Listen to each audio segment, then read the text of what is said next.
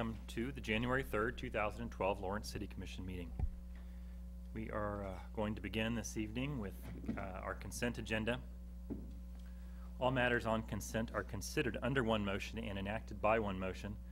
There is no separate discussion of those items. If separate discussion is desired, that item will need to be pulled from consent to be considered separately. Is there an item on consent that a member of the commission would like considered? Is there anything on consent that a member of the public would like pulled for separate discussion? Oops, lost mine. Here it is. Sorry. Hearing none, I'd like to add to consent 169 claims to vendors totaling $1,682,457.86. With the addition of claims, is your motion? Second. Motion made by Vice Mayor Shum, seconded by Commissioner Amix. All in favor? Aye. Aye. Opposed? Passes 5-0. City Manager's report, Dave. Good evening, Mayor, members of the Commission. Happy New Year. Happy New Year. There's a couple items in this week's report.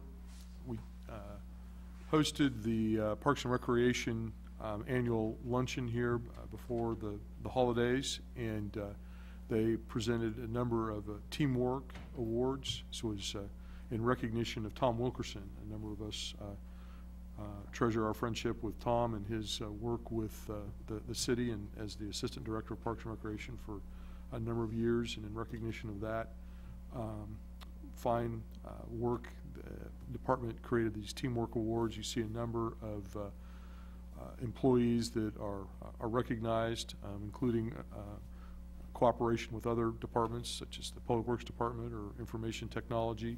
Then also a number of citizens are recognized for their work with Parks and Recreation activities. So it was a wonderful event, and good to recognize all of those that work hard to get our Parks and Recreation Department doing good things.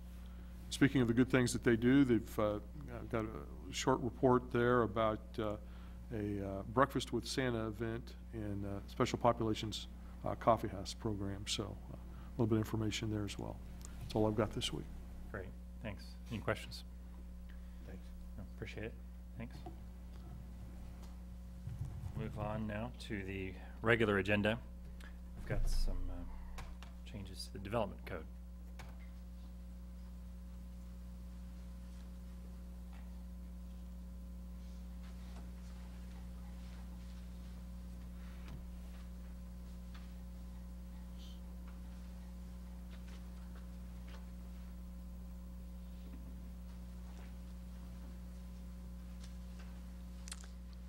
Good evening.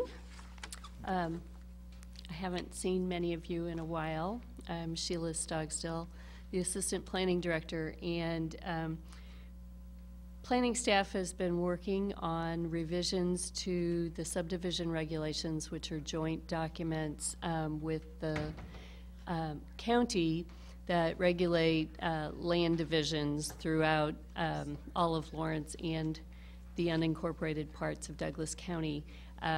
We started this process quite some time ago at the request of the Chamber to look at some specific changes in regard to platting, and as we went through the process, found that after 5 years of working with the what we call new code, we found that it was time to take a look at how some of those things were working or not working, and how to potentially make some improvements that would be helpful to members of the public, to the development community, and also to staff. So we've got a whirlwind tour here, just of a few slides for you. As I said, we've been working on this for quite some time. It was initiated by the Planning Commission originally in February of 2010, and then we actually reinitiated it later in 2011 as we realized that the scope of the amendments had changed considerably. Last month, the Planning Commission unanimously voted 8-1. One of the individuals abstained and left the meeting at that time, but 8-0 to approve these revised regulations. We had process changes, and then we had a number of things that we consider just housekeeping changes. So I'll just go through the few process changes for you. Major change between preliminary and final plats. This was the result of the request from the chamber that we build in some amount of flexibility so that as a project goes through engineering design, we could accommodate some of those minor changes that you might see after a preliminary plat has been approved, so that the developer was not always having to start back at point zero again if there were any changes. So we've built in several standards that allow us to look at what's being presented and make that determination that, yes, you can move from preliminary to final with those changes. One of the big changes that we have suggested is that the current regulations require all of the rights-of-way to be dedicated with the preliminary plat, and oftentimes the preliminary plat has multiple phases. That was resulting in a lot of work and a lot of survey work to create those descriptions before a final plat was going to be ready. So what we've suggested is that we acquire the perimeter right-of-way for the entire preliminary plat, but only the internal rights-of-ways and easements for the phase that is actually being final platted. And then the second change, that those preliminary plats typically come to you or to the county commission after that preliminary plat is approved. The process will change where planning commission will approve that, and then we will have the administrative final plat or replat come through, and before that is administratively approved, we'll put it on your agenda so that you can accept those dedications at that time. We've also built in some flexibility in the replats so that they can be used more than one time. We had language in the existing regulations that said if you did one minor subdivision, your next touch to that property needed to go through both preliminary and final. And we had a situation where someone had combined 3 lots into 2, and then within a year's time wanted to actually combine those 2 lots into 1. And it was the same overall piece of property, but they were forced to go back through the entire process. And so this will allow that to happen with less expense and certainly less time for everyone involved. There are a few changes in unincorporated land divisions that the county commission will see. Those, again, were really brought to us by county zoning staff after having used the regulations for 5 years. So what we found, the existing cluster development that is one of the options in the urban growth area was only permissible for properties between 20 and 40 acres. We expanded that to anything over 20 acres. The large parcel division was forcing curb cuts out to the township roads instead of creating that internal road, so we've eliminated that. So all divisions within the urban growth area will now have a internal access road that is dedicated and eventually could become a local road when or if annexed into one of the cities. And then we modified some processes to add approvals and extensions that weren't available to those divisions. And then the housekeeping things, really readability. We went to lots of lists instead of long paragraphs. We tried to make sure we had uniform application processes and align the approval periods. We, in the last year or two, had extended site plan approvals to be 2 years instead of 18 months. And so we've aligned all of the plat approvals to also be 2 years so that everything is consistent. Added notice requirements that actually were not They were omitted from the subdivision regulations. And then reorganized, this was really reorganizing more for staff's use so that when you're talking with someone about what they want to do or you're reviewing a plat, you've got your contents and your processes all together, separating subdivision design standards from public improvements because one is design and one is more the construction aspects. And then my favorite section, definitions. We deleted the terms that were defined but never used in the article. And then we found there were several instances where we had regulatory language in the definitions, and we relocated that to regulatory sections of the code so that they're not in the definitions. So that is the bird's eye view of the last 18 months of my work, and I'm hopeful that the commission will approve the recommended changes and adopt the ordinance, and tomorrow night we'll take this to the county commission and be able to get this wrapped up. Thank you. Happy to answer any questions. Questions? Stuff? Thanks. Thanks. Public comment?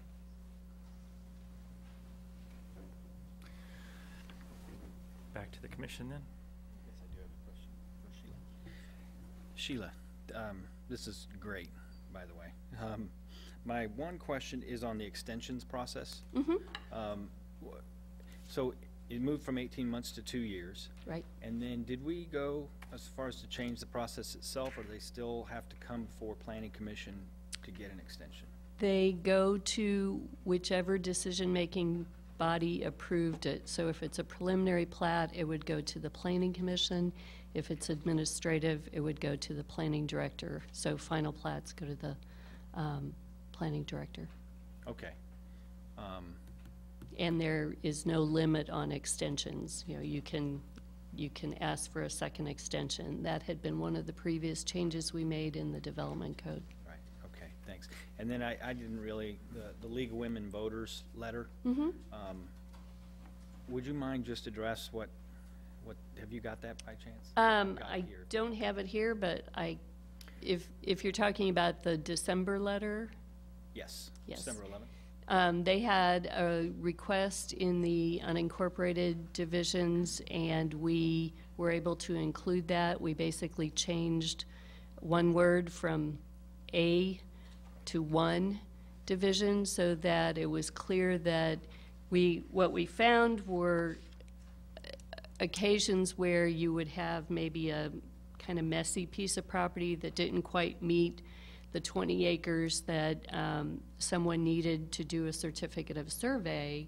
You know, perhaps there was a divorce, and, you know, so what had once been one ownership now technically was two ownerships.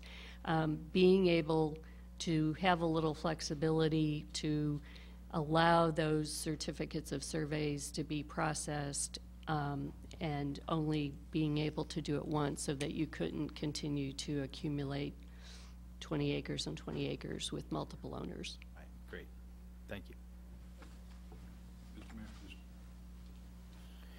I'm so used to you asking for public comment and people immediately coming up. I didn't get a chance to stand up. I wanted to thank the planning staff for their response to our initial request to look at part of this issue, and we hope that we'll continue to be able to work on some of these items as we go forward. I know we will be able to, but thank you very much to all of those involved with this work. Thank you.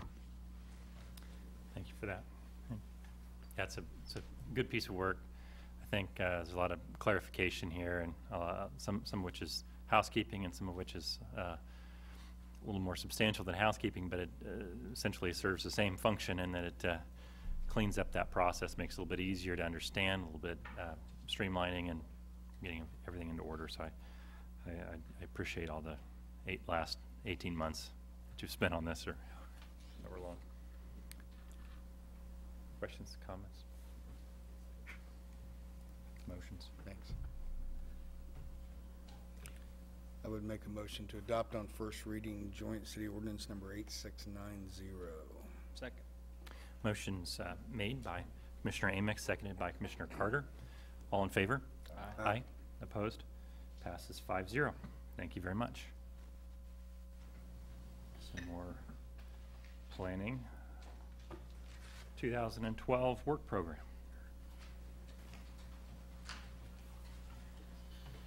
Thank you, Mayor, Commissioner. Scott McCullough with the Lawrence Douglas County Planning Office. I'm pleased to present the 2012 Long Range Planning Work Program to you, which is a visible and important part of the department's workload for the upcoming year. We have presented such a program to the Planning Commission, City Commission, and Board of County Commissioners for the last several years to establish direction on planning efforts that are typically either jointly approved by the City and County Commissions or involve a great deal of public participation.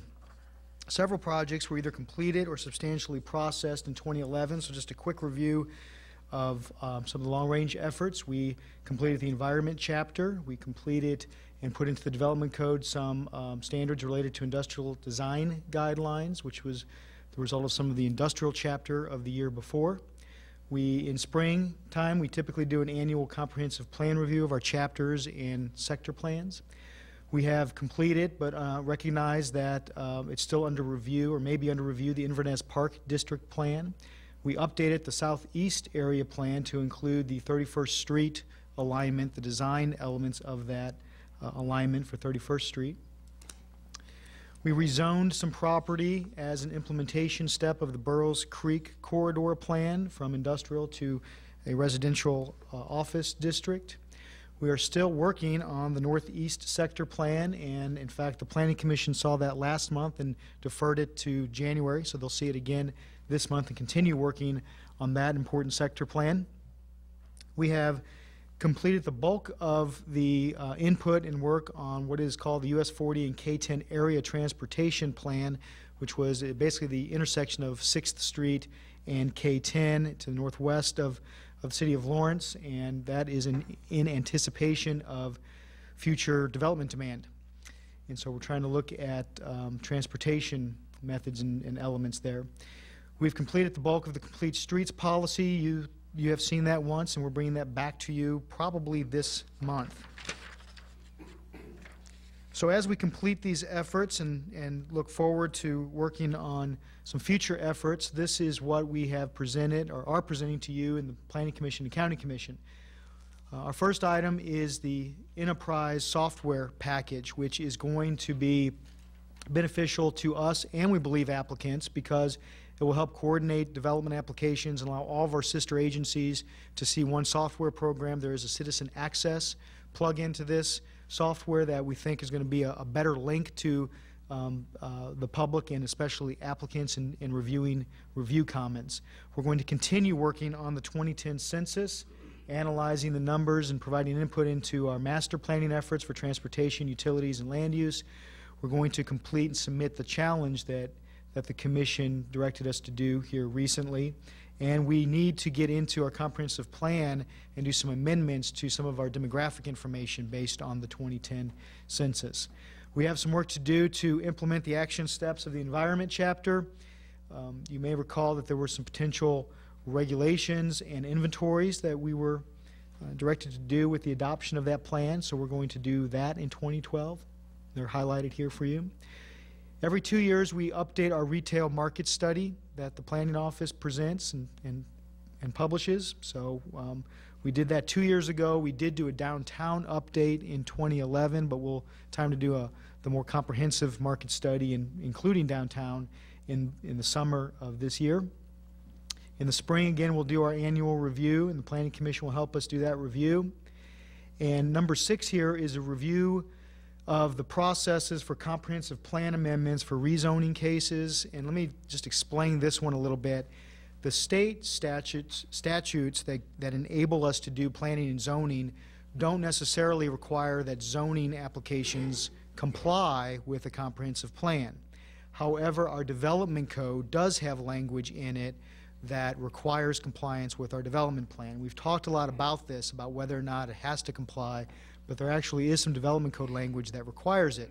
So when we do projects such as Lowe's, for example, or Walgreens, which was submitted a couple of years ago at Crossgate and Clinton Parkway, and Hunter's Ridge on 6th Street that had a commercial component, we have always encouraged the applicants to comply with our code and go through a comprehensive plan amendment process.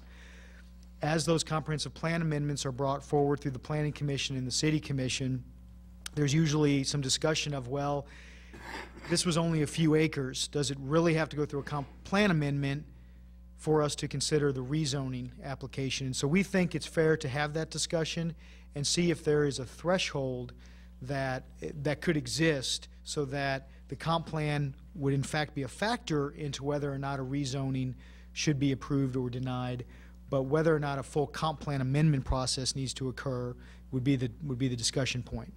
Commissioner Carter. Can you remind me which number you're on? Number 6, sir. 6, okay. Great, thank you. Yeah, and so we hope to have that discussion in this year. Continuing along with our list that we hope to get to, we believe we need to study the urban growth area and service areas, but we need a few things accomplished first, and we believe that the census analysis needs to be completed. The Northeast Sector Plan will help us understand the urban growth area in the north part of the area, and the Water and Wastewater Master Plan really needs to be completed, and we anticipate that being done the first part of 2012 so we can do this in the later part of 2012. We have several action items of our adopted sector plans to implement. For example, Oriad Neighborhood Plan asks us to develop the overlay districts, and you will soon see a contract for consultant services that helps us get that accomplished this year. We have some text amendments that are ongoing that greatly impact the Oriad neighborhood, as another example. We're really excited to be part of the Farmland Industries master planning effort, and so we'll be part of master planning and platting and rezoning the Farmland Industries property. Again, continuing with any new implementation steps that come out of the Inverness Park District Plan and the Northeast Sector Plan, as those are adopted, will be on this year's work program as well.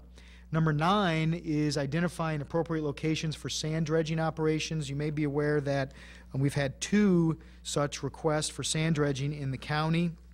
They have been county applications, but one was in the urban growth area of Lawrence, and the other is near Eudora and is currently in process.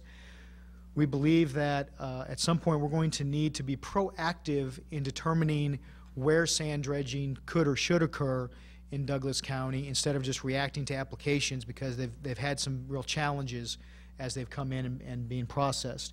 And so the Planning Commission asked us to put this up in a 2012 work item. It was below on our original memo.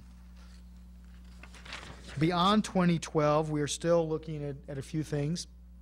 Continuing with Environment Chapter action steps, we'd like to get into our commercial design standards and streamline those a little bit, make those a little more readable for staff and consultants and architects and applicants. We believe that 2 chapters of Horizon 2020 need refreshing and updating.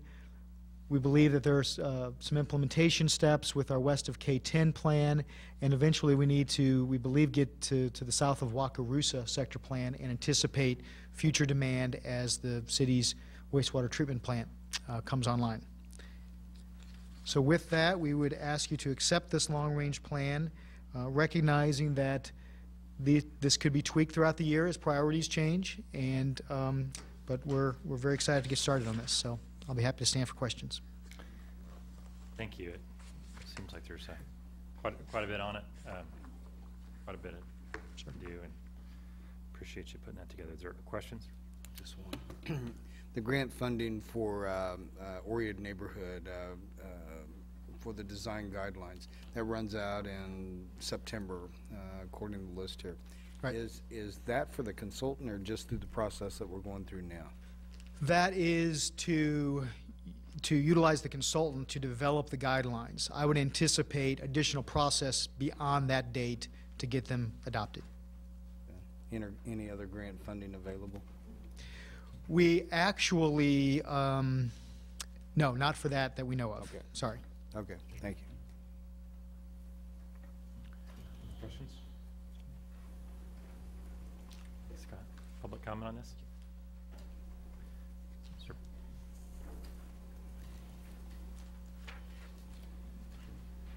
Back to the commission. Comments? Yeah, it's a lot of work here. Yeah.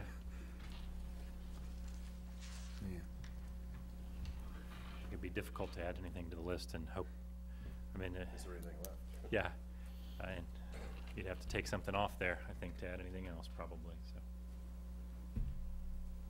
so. Just one comment real quick. Scott, I did appreciate the comments that you have about the sand dredging operations. I know that there's been, talk about that throughout the county and where that may happen someday. And it's an important part of, any type of work that's to be done. And I never thought that we would get to a point where we would have to become very active in where that dredging operation should be. But is that going to be something that this body is going to be asked to look at?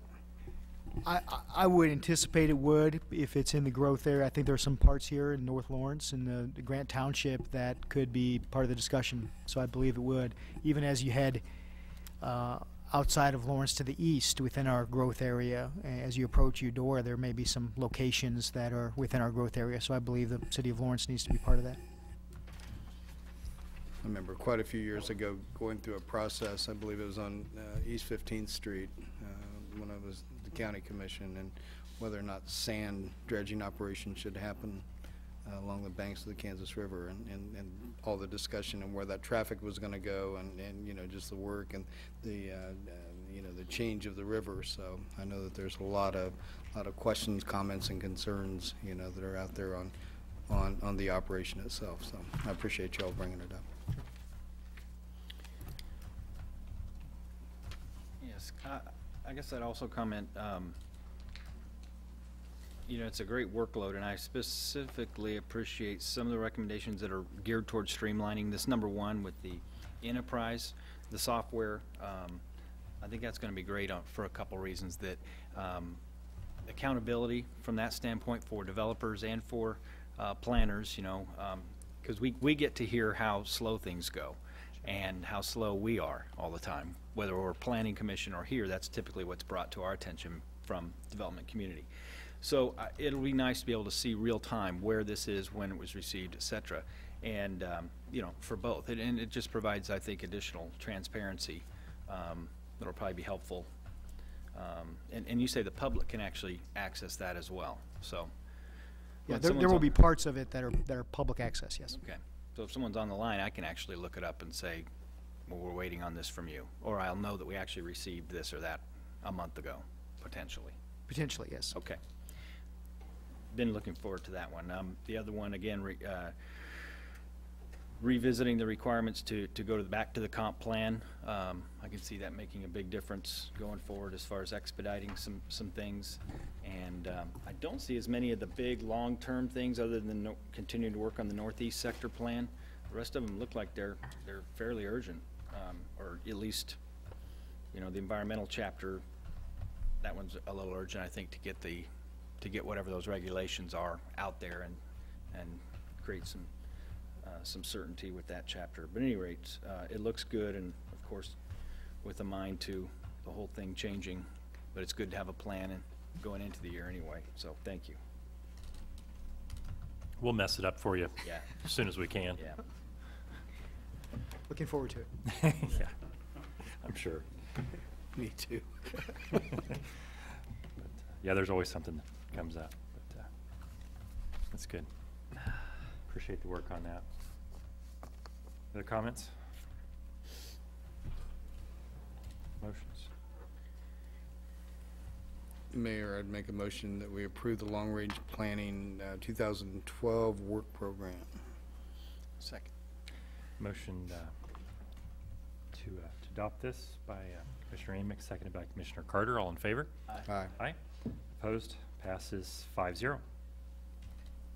Next up, we are talking about the 901 building.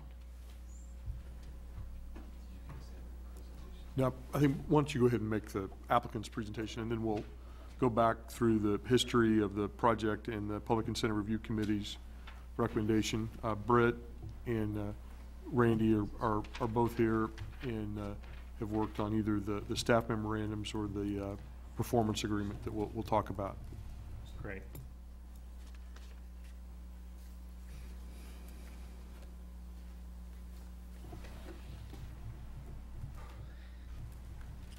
Okay, I'm Bill Fleming. I'm General Counsel with Trainer Architects, and I represent the developer, which is 9th and New Hampshire LLC.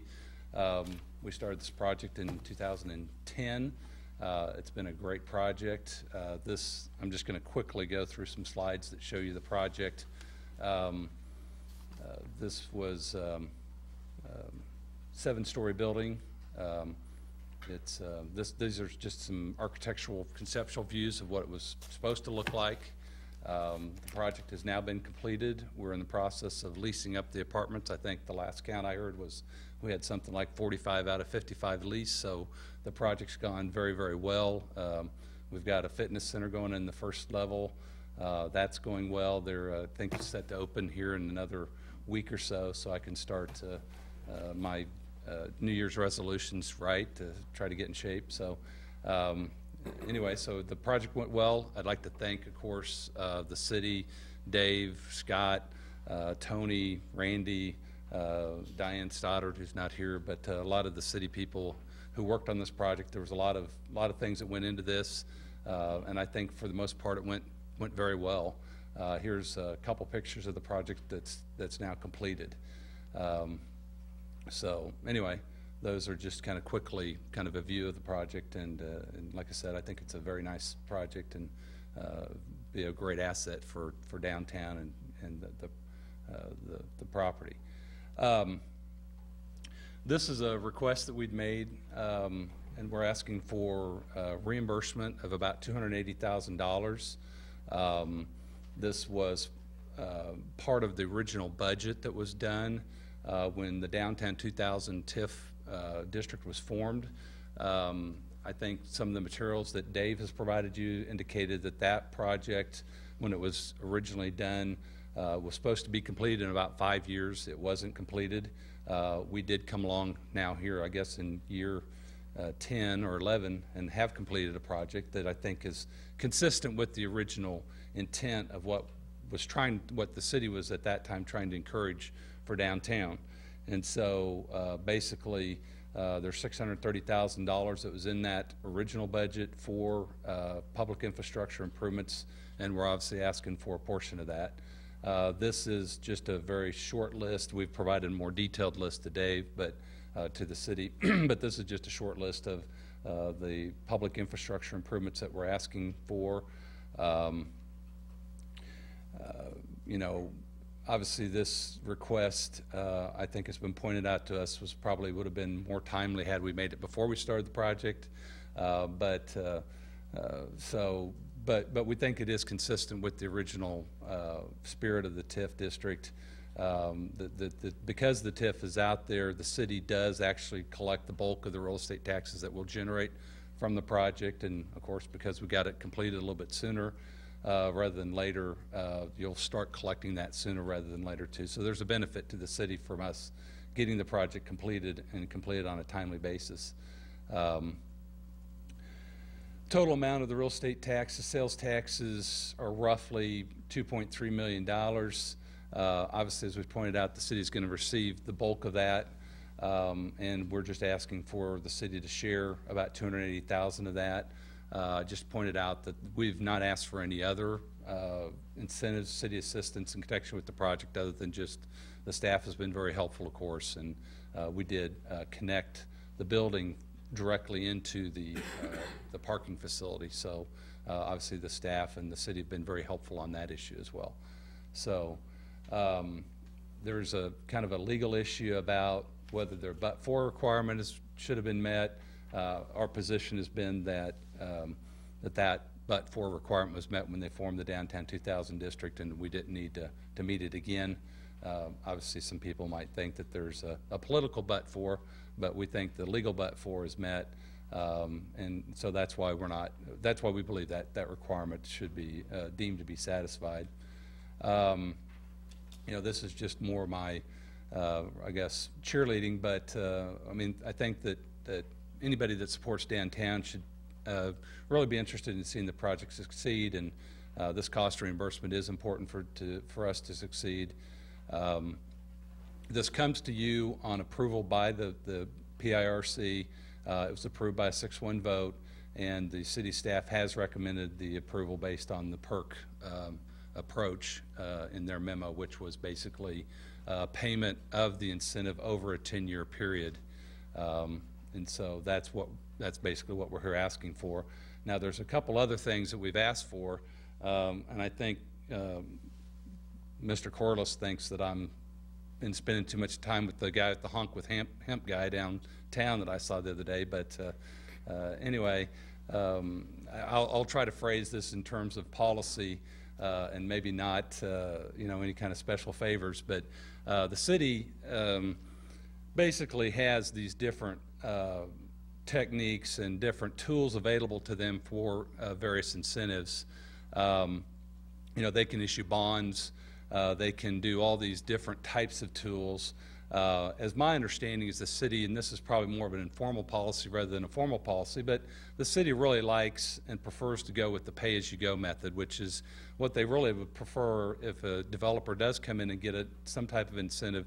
They'd prefer that the developer pay for that cost up front, and then as the city collects real estate taxes and sales taxes from the project, then the city, to the extent the city has agreed to share some of that back, reimburses that back to the developer once it's been collected. And we're fine with that, and we think that's appropriate, but we just think that it's also appropriate to consider payment of some type of an interest factor. And I'd actually came here a little bit early and ran the numbers, and I think the total number on this one would be around $80,000 would be the interest at 5% over a 10-year period. So, we're not falling on the sword on that type of request, but that's what we've asked for, and so we just ask you to consider that as part of this whole request. And then the other thing that we did ask for is some concessions on parking. Again, I don't know that that's real politically popular to do that, and I know we dealt with that issue on 1040 Vermont and didn't get a lot of support on that, but we're going to ask for it, and I guess, again, it's not something that we're going to be upset about if you don't give it to us, but again, I think the issue for us is not really a monetary issue because we just pass our costs on, whatever our parking costs on for the first, say, year. After the first year or so, we just have the tenants pay for their own parking, so it doesn't really make a difference to us. We're just obviously trying to create some certainty. Any developer likes certainty in their life. They like to know what they're going to have to pay, and they like to be able to tell their tenants what their tenants are going to have to pay as they lease up the building. So that's really the basis of the request, is just to give us some certainty of what our rates are going to be so we can tell our tenants, so that the tenants don't have to worry that that's going to change or that their budget's going to change for what they're paying for their parking and their rent. So that's that request. And based on that, I just have any questions. Thank you, Bill. Questions for Buffer this time? Thank you very much. Thank you. Did you have a... Commissioners, I'll briefly go over some of the history of the Downtown 2000 project and provide a little bit of additional analysis, and then Britt and Randy can chime in as appropriate. In talking with Commissioner Amix, I think it'd be helpful to provide just a little bit of historical context for the Downtown 2000 project. The Downtown 2000 project was our first tax increment financing endeavor, and it involved a number of things really that were innovative and helped a number of city values. One of the things that it did is that it provided additional parking downtown, provided additional parking for the relocated Arts Center, and was also then one of the other, kind of the third parking goal was parking for the redevelopment of this area. As part of the land exchanges that assembled the necessary parcels for the redevelopment, we did acquire the property for the Arts Center. The Arts Center stands as a separate project. It's in the TIF design district, but it's owned by the city, so it's not paying property taxes.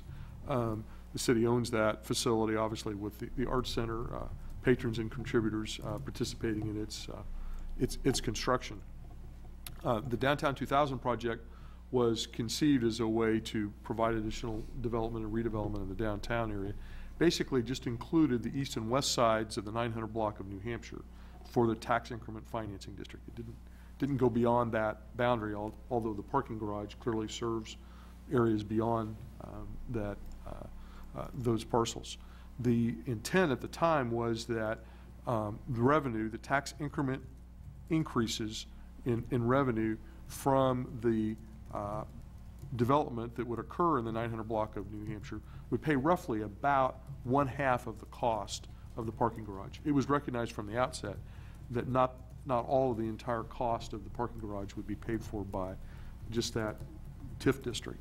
The building, the 4-story building that was built there at 10th and New Hampshire was constructed contemporaneous with the parking garage. It has retail on the first floor. That's the Pepper Jack's Grill building. Leased space on the second floor. The city has leased space on that for 10 years, and that lease will expire later this year, and Parks and Recreation administrative offices are going to relocate to South Park. And then we will no longer be leasing that area, and the landlord will, it currently has it for rent.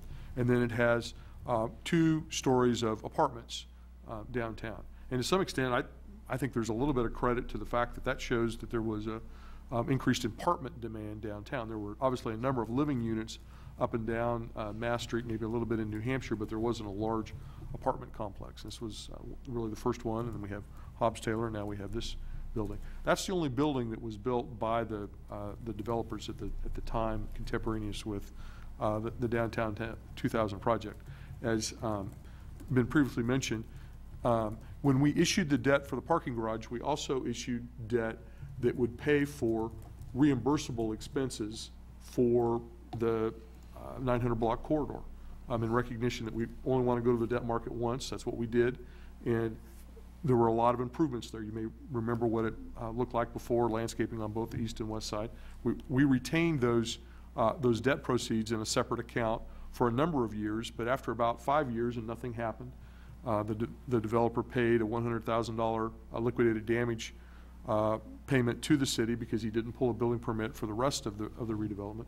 We put that money that was in a separate account in the bond and interest fund, just so that the city could go ahead and continue to have those assets for paying bond and interest payments, and that's what occurred. And so while the TIF is still alive in the sense that we're capturing new property taxes, and it's paying the debt for the parking garage. It was a 20-year bond. The contractual obligations for the developer to build anything have expired. They're null and void. So that's a little bit of background on Downtown 2000. I can provide additional information in regards to that. You all are familiar with the interest in building a new project north of the Arts Center that's going through its land use approvals right now, and I think we have forecasted to you all that that those developers and Bill works for part of that partnership would likely come in and make some public incentive request. We haven't really received a formal request, haven't analyzed it. They obviously don't know what they're going to build yet. They don't have their land use approvals in place, but we would anticipate some request. It may be that they want a new tax increment financing district and take that parcel out and have a new one created. That hasn't been decided, but I wanted to make sure that you were aware of that possibility because that has been discussed. So that's background on the property. I think we can respond to any other general questions that you might have, or particularly as you hear public comment. We do have a performance agreement that is part of providing these funds. It basically says that the developer will have that structure with an occupancy permit, and that they will pay their property taxes. And that's obviously very key for us. And then we are recommending that you then take a look at what the Public Incentive Review Committee did. The mayor and the vice mayor serve on that. We met several months back. It was at that time that 6 months back. At that time we asked the developers to prepare an agreement, and you see the results of that this evening. You have that those minutes from that meeting, and I think you're familiar with the general deliberations. Might spend just a minute on the issue of interest. I don't know anybody that's getting 5%. If he, I think that's too low, or no, just I don't. I don't see that it's appropriate in this instance. We're not getting all of our money at once. We've got a number of expenses. I can point out the fact that we're going to spend over $200,000 repairing the parking garage this year. You all approved that as a recent debt issuance where we're fixing things that we've got, that $1 million worth of different projects. So we're having to not only maintain the existing parking garage, we're having to do a substantial rehabilitation on that facility as well. So it's not as though we're getting all of the money at once. In regards to the parking permits, obviously you all can work your will on that. We're not significantly, well, for $192 a year to get the hunting permit, that basically pays, that goes into our parking fund. Our parking fund pays for essentially the maintenance of our parking system, the policing of it. Doesn't pay for the capital costs of our parking system, which I think is significant. Property taxpayers at large pay for the capital costs of our downtown parking system. So we're not making a lot of money on parking, I guess, is my statement on that. So that's some additional information. I'll be happy to respond to questions. I think I'm covering most everything. Is there anything else, Britt, that you can think of? Okay. Great, thanks. Sure.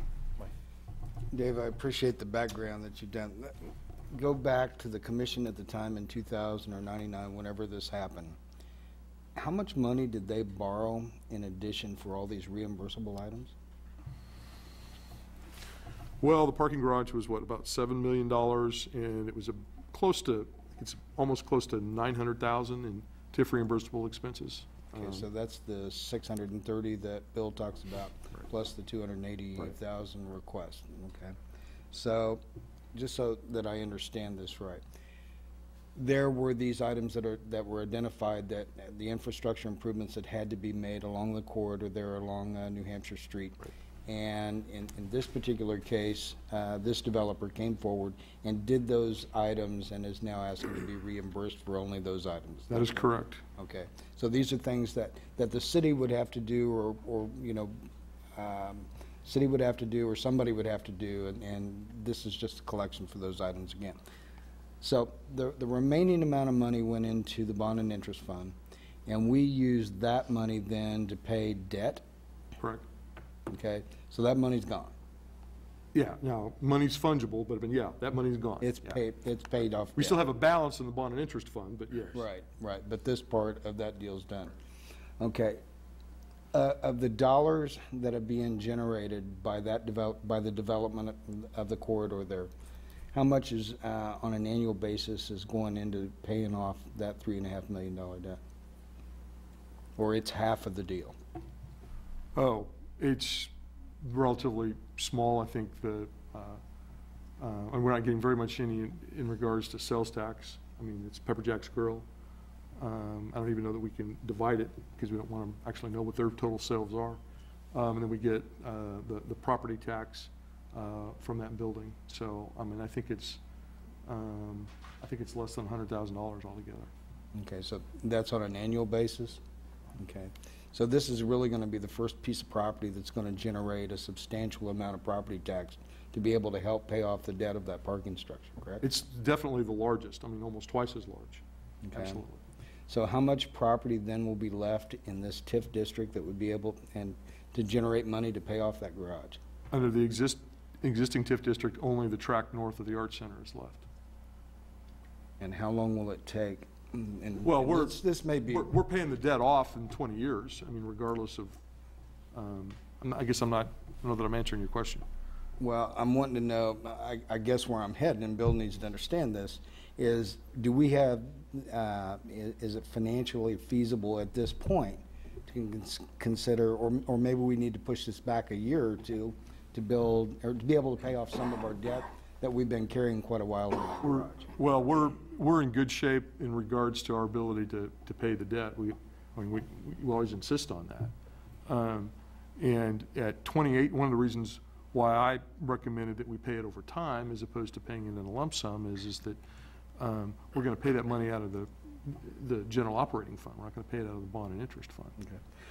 and you know, your evaluation here and the comments that you made throughout the history, I can understand the responsibility that we have because we asked to have those improvements made. Those improvements had to be made for no matter what was going to happen. And I do appreciate the comments, I think the Vice Mayor's comments in the PERC meetings about the front loading of, you know, this. And so that, I assume that that's where the recommendation came to spread this out over a 10-year period. But I just want to make sure, I guess, in all of this, are the revenues that are going to come in off the development, potential revenues going to come in, are they going to be of an amount to be able to pay this debt off, this 3.5, the 50% of that parking structure over a course of how many years or how much time? Well, I think we've probably got about 9 years, 8 years left on that debt. It was 20-year bonds. Obviously, this building, the fact that it's now on the tax rolls and will be paying the amounts that, you know, we don't know exactly what it's going to be assessed at, but you know what Bill estimates. That's going to help us, you know, get closer to that original projection. We'll need to see exactly what that dollar amount is. But with only, you know, the remaining years left. Right. Right, to pay that debt off, correct. Do we have an estimate?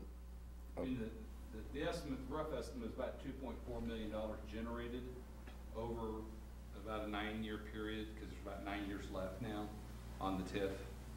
And you want me to? Can you go to the mic so that it's? Yeah, thank you. I think that the numbers show that we have about $2.4 million roughly of total of collections by the city. And that's net of, you know, the city doesn't get the whole share. They get like 80% of the share is kind of how the math works. And so the math that we did, I think, was, you know, Roger Zolternitis also did analysis, was around $2.4 million total revenue to the city, and then, of course, less the 280, so it's a little bit more than $2 million roughly, which would contribute to payment of the debt that the city owes. Does that answer your question? For the 9 years? For the 9 years that are remaining? Your TIF, your downtown 2000 TIF lasts 9 more years, and so that you're going to always get the city share of real estate taxes, but after 9 years you'll stop getting the full share. Right. You know, you're getting about 80% of all the real estate taxes now because it's in a TIF. The city is. We're getting that incremental tax increase over that original basis year. Right now. I mean, and the original base is very, very low because, yeah. And because all we had was parking lots and the Napa movie building theaters, yeah, and the houses across the street, so. Right. I guess the gas station. So you're at 2.4 million for 10 years. That's just the property tax? That's property sales, and I think there's some parking revenue numbers in my number, in my 2.4 number, when I went back and looked at my memo that I did, and I think Dave is included in the attachments that was sent out to everybody. So that's my analysis, was about 2.4 total. You know, and that's a rough number. That's not an exact number, but that's just kind of a rough approximation. Yeah. Dave, I've got a couple questions about the original agreement and the intentions related to it. First of all, you talked about a 5-year term by which the landowner needed to commence construction of any improvements on the property, and a liquidated damage assessment in the event that it didn't occur. Can you briefly explain what the intention of that 5-year term was, and was it the intention that if nothing was constructed in that first 5 years, that any benefit of being in this TIF district would basically evaporate? Sure. The intent was that we wanted to provide an incentive for the developer to proceed with the project. But we also knew that they were unlikely to proceed until they had a tenant, until they had a use. They weren't just going to build it on pure speculation. There might maybe a portion of it, but not all of it. But it was site planned. That's how we knew the rough numbers about the TIF reimbursable expenses and what that dollar amount should be. So it was site planned. based on that. So, and Commissioner, I'm not getting to the rest of your question, and you want to know then what was the intent with the liquidated damage payment? Well, you gave them a 5-year window Right. within which they had to act or start Right. creating an improvement on the property. But yet it was a 20-year term for this TIF, is that correct? The debt was 20 years, Right. yes, and the TIF payments, the TIF revenue is 20 years, Sure, correct? so you have a 5-year window to construct. In the event it didn't occur, there was liquidated damages, Yeah. but no incentive other than the TIF Right? proceeds that would go to the developer of Right. that property. My question is, was the intention of not constructing of setting that 5-year term to not allow the incentive to convey with the property or any further development, or was the incentive really related to trying to get the thing going so we could maximize our TIF generation? I think it's probably more the latter. I don't think that, you know, when you do these types of projects, you believe they're going to occur. And you've done your diligence, you've looked at the market studies, and we had some of that. You obviously think in the value of downtown, you think that it's going to happen. You obviously have contractual provisions that govern when something doesn't. That's why we had the liquidated damage provision. But we assumed that it was going to proceed. We had obviously a little bit of a downturn, well, a significant downturn with the events of 9/11 in 2001, and that slowed down particularly the hotel industry, where they were interested in a hotel at this location. So that it's one of the reasons why they pointed to the inability to proceed with the project. But I think it was, it's our intent that this was going to redevelop. I mean, that it wasn't going to. Its uses weren't going to significantly change, and that we thought that the parking garage would be an important asset for that. So it wasn't the intention to disallow any TIF benefit from further development if it didn't occur within the first 5 years? I don't think that it was, to the extent that we really thought about that, Commissioner. Okay. About what would happen if I don't know that we spent a lot of time talking about, well, if in 5 years they don't proceed, we knew that we'd have that liquidated damage provision. We really weren't. We believed that the property was valuable enough, downtown was healthy and valuable enough that somebody would do something there because it was prime ground to build on. I guess what I'm trying to figure out is if there's already a mechanism for this TIF and it resides within the TIF, then we're really not approving anything new necessarily, because this was the intention of this ground all along, and the intent of the agreement was to generate income to help pay for the improvements, the public improvements. Right. And so in reading this, there wasn't a clear statement as to how long the TIF was in place, although I think that's been cleared up, and whether or not it was the intention of the agreement to disallow any benefit from that TIF in the future. So really, I just want to make sure I understand if what we're agreeing to is basically the implementation of something that was put in place 10 years ago or not. Commissioner, I believe that it follows the spirit of the plans at that point. We didn't foresee that we at that time, we thought that the developer in place was going to do this work, and it was going to happen within a reasonable time period. It didn't happen under that contract. We have a different developer, a different property owner at that time. But it clearly was our intent that something like this would happen, so that we would have that revenue stream, and that those reimbursable expenses are appropriate for the uses that they're being requested for. I just can't point to an account in the city treasury saying, see, we left this money there. Sure. We didn't. We said we don't think anything's going to happen, as opposed to raising property taxes or doing something else in order to meet the bond payment. Let's take that money and let's apply it for the bond and interest fund. So I can't point to that existing account saying that it's still there, but I think it was the spirit that we were going to do something like this. It's been proposed. That's why staff is supporting it. And then the last question is, public improvements are, the intention of this additional money was not to only pay for the parking garage, but any public improvement associated with the redevelopment of this parcel? Or It is development-related work. It's not the actual structure itself, but it's a lot of improvements that in many cases private developers pay for. I mean, private developers pay for street trees and sidewalks and lights and those types of things. But also, it's not inappropriate for the city to do that in some circumstances. Water tap fees, those types of things. Those were all set out in the agreement, where it was pursuant to the TIF law, it was allowed for it to proceed. This is just coming at a little bit of a different process than what we traditionally have done, to the extent that we've got a lot of track record on these types of projects. All right, thanks, sorry. In a response to Commissioner Devers' question, in, what was it, Dave, 2005, 2006, I think, right after I was elected, that the liquidated damage check did come to the city. And was it the intent of the commission at the time, when the balance of those funds was put into bond and interest, was a decision made then that, you know, when we started making those payments, you know, that was owed by us on that structure?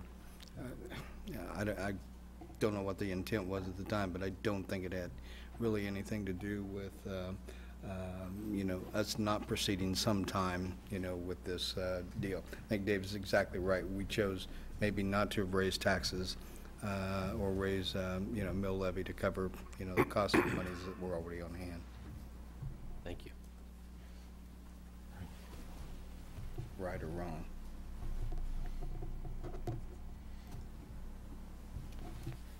A question, Dave, on the paying this out of the general operating fund versus the bond and interest fund now, because that's where it is and it's been used, that also wouldn't require us to raise any taxes or do any, I mean, we, even if, I guess what I'm getting to is kind of the time value of money. I know the developer went forward with an assumption that we would, along the lines of what you said, that the spirit of this is what we would follow. That being said, it had showed $265,000, I think, in year one and $15,000 in year two versus what we're talking about now, a 10-year. And a lot has changed since that time, so I get it. But I guess I'm wondering, from the, you know, just recognizing there is some value of stretching it out over a 10-year period. Interest rates are very low, though. Your point's well taken. If we were to pay it in a shorter amount of time, though, maybe it's a 5-year period or something like that. This project now, because the stage that it's in, it would likely flow. It's going to flow more than enough to cover those payments itself, correct? So, I mean, we still don't have any. Well, clearly we're going to get the benefit of the property tax revenue, if that's what you're talking about. Right. We will get that. We just net it down by what we're going to give back over year instead of right. 10 It's years. just that I don't have $280,000 that I could point to in the general operating fund to pay for it. We have some contingencies in our general operating fund where we think we can work with $28,000 a year over 10 years. Obviously, if we do, you know, if you all decide that you want to change that number, we'll try and find ways to work with that. But that's still a lot of money for us to come up with when it's not been budgeted. I think we just think that it's more appropriate to pay for it over time. I don't know, I understand. But the taxes from this particular project that'll be generated now, those are already in the budget? Well, the assessed valuation of the building as of January 1, 2011 will be reflected in the property taxes that the property owner paid here in December of last year and again May here in 2012. And that revenue will be the revenue that we operate the 12 budget from. Right. The county appraiser, in his infinite wisdom, will decide what the value of the building is as of January 1, 2012. Probably, you know, making some estimate maybe on the income approach, maybe some of the cost approach, some of this information that he has right now. And that appraised value will become, as of January 1, 2012, will become our assessed value number to build our 2013 budget. Mm-hmm. So we're going to get, really the advantage that we're going to get from the, you know, that new building. And again, I wholeheartedly agree with Bill's comments about how great it looks and how nice it's going to function. But the real value that's going to come to us is going to be in creating our 13 budget, because that's when we're going to then receive that property tax payment in December of this year, 12, and then again in May. Right. So that's how those numbers play out, and we'll be that much further along in making our debt payments on the parking garage. So based on that, if there was some balloon payment in the years 2013 or 14 where we knew we were actually going to get a significant amount of this money to just pay that off and be done, You don't have to pull it just from the general operating fund, do you, if you've got the additional taxes coming in from the property? Well, what we would do is we'd have to make a conscious choice when we're creating the 13 budget, for example. Earmark it, Commissioner. sure. We'd say, well, now we're going to be getting full advantage of the new building in place. And as opposed to using that assessed valuation for the library and the bond and interest fund and the general fund, let's carve out whatever dollar amount you say that you want to make as a balloon payment. Let's not count on that in the general fund, the library fund, and the bond and interest fund. Let's just set that aside, and then we'll write the check to the development based on that. Does that make sense how that Yeah, works? it Because does. it doesn't come as a Yeah. several. And the other thing is that right now all of that money is going to go to our. We get 80% of it coming back to the city, and what we'd have to do is say, well, let's not put it in the bond and interest fund where we still have got all those expenses for the parking garage. Let's set it aside and pay this. And maybe it was too simple for me to say 280 divided by 10, let's pay it over time.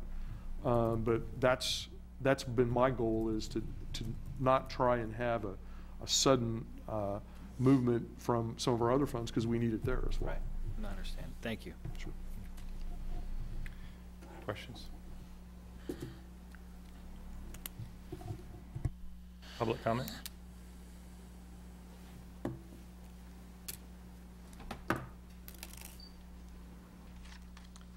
Good evening. Town Peterson, 923 Rhode Island Street. So I live exactly one block east and enjoy the view over the tops of the houses of our historical district and see the new skyline in our region from this building. I'd like to make comments about the people and the place. As far as the people go, you all are certainly familiar with the College Hill District in Topeka. Topeka City Council had voted $5 million in TIF financing for that project. Topeka Capital Journal in September 2010 reports none of the townhouses sold, 3/4 of the apartments rented, 1/4 not, and the retail vacant. As of November this year, things hadn't changed much. Some of the retail was occupied. So September 2010, you have the developers proposing to sell to a Wichita company that would use low-income housing tax credits to recover some of the losses. Not a success.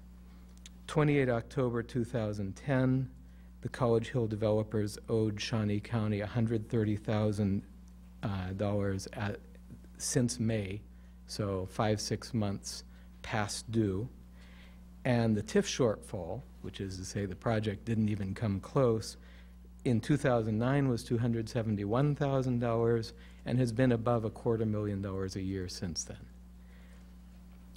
The people, that's Doug Compton and a limited liability corporation. So that's who we're talking about here. The place, 900 block of New Hampshire. The garage project, as you all well know and have been discussing, was anticipated to raise the tax base considerably. It was projected to raise the 2003 tax base by $340K. It raised it by 20. That's in Lawrence Journal World in April 2004. And as you all well know, the city's paying a sizable amount of money each year for that garage. That's a huge expense that basically got foisted off on the city. So this project, it's a $9.5 million project, and the developers are asking you to put in $250,000. And as Commissioner Amix just stated, maybe that money would be better spent helping the city pay its obligations to the garage. I would argue against Mr. Fleming here that this proposal fails the but-for criterion. It's already built. So how can you argue that it would not have happened but for this investment? What's more, the developer has stated in other city meetings recently that he has $6.5 million, this is Compton only, $6.5 million sitting in his coffers to invest in the project across the street. There's no shortfall. There's no lack of capital involved here. So I don't believe that this project, even if they do rent everything, it's not going to make up a huge amount of the increment that was envisioned in the original TIF proposal. I don't believe that Compton and his allies will be responsible about this. But I'd also like you to think a bit more generally.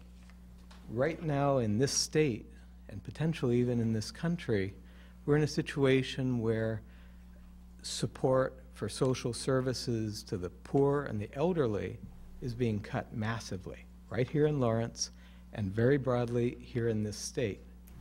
So we're cutting our social support for the poor, and what you're being asked to do is to provide social support for the rich. Something's wrong here. I'd ask you to think about that before you vote to approve a trivial amount of money for a person who has a lot of money to spend. Thanks. Public comment?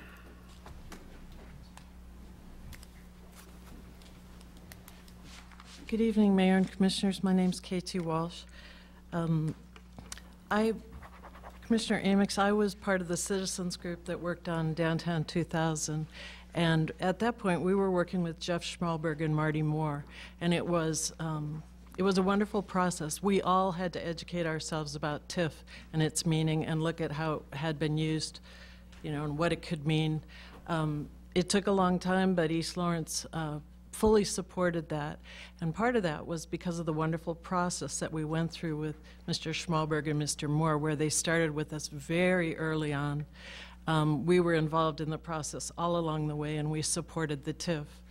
It is unfortunate there was a problem with the economy and they couldn't go forward. I'm telling you that because our experience now working with the new developer that would like to take advantage of the TIF has been so different. And we've met with all of you, and you know how East Lawrence feels. It's been a difficult process. They started talking to us very late in the project. We know that they're going to come and ask for TIF for their new project across the street also. So we feel a little, we supported this TIF 10 years ago. It feels a little bit like a slap in the face. I agree that I don't feel like it. Perhaps the but-for passes the legal test. It doesn't pass the common sense test to me because the project is already done. And I just feel like it's not ethical to pass these costs along to the public when it appears that the overcosts were the error of the developer. Perhaps a few fewer granite sinks and there wouldn't have been this shortfall. Thank you. Public comment?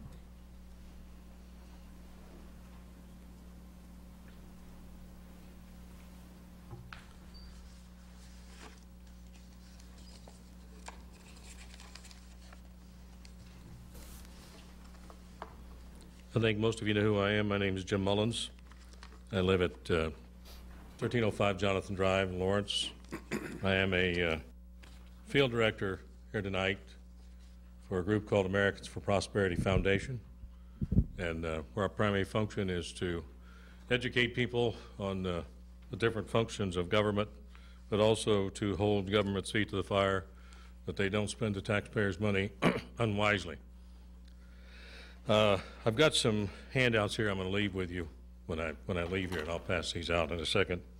But I want you to bear with me for a minute, because in March of last year, March of 2011, I came before a city commission of Merriam, Kansas, and I asked them, what is a TIF? Because this is a TIF and it's been around for almost 10 years. It's got another, 10 years to go, I believe. Isn't that correct, Dave? The problems we have is that TIFs are really set up for 4 different reasons. Economic development incentives is what they're called. General reasons are, we give these 4 reasons, are market failure, blighted areas, bidding wars, and intergovernmental revenue shifting. The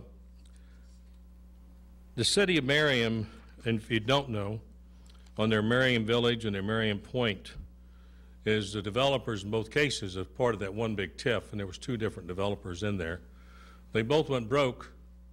A lot of the reason because of why this project didn't get finished either. The economy went south. But the city of Merriam had put in, on those 2 projects, $16 million of public money into those projects. So the long-term debt on that was over $24 million for a population of 11,000. The original development agreement in 2007 budget showed an increase in the sales tax revenue of over $300,000 for the 2 projects with $0 collected. So there was monies always put into these things, saying the projections that, and you guys make projections all the time. With the sales racks, current redevelopment proposal shows an increase of over $500,000 in sales tax revenues because they've got a new developer, and they're coming in and they're asking for another almost $6 million in public monies. And that they're going to get an additional $500,000 in sales tax revenues starting in 2015 and continue for over 10 years. However, one of the council members that I talked to on the council said, why don't we put that in as part of the performance agreement? And yet we couldn't even get a second out of 9 members. So one of the purposes that I talked to Dave Corliss today is I like the performance agreement. The developer came to you with a project, and I read it online, and it said that they're going to create 54 new jobs. Well, put that as part of the performance agreement. Put other points in there to protect the taxpayer. Because you guys, and I keep telling you this because every time I see you, is you have a fiduciary duty. That's a trust that the taxpayers give you guys when they elect you to come up here and do this, is look out for us.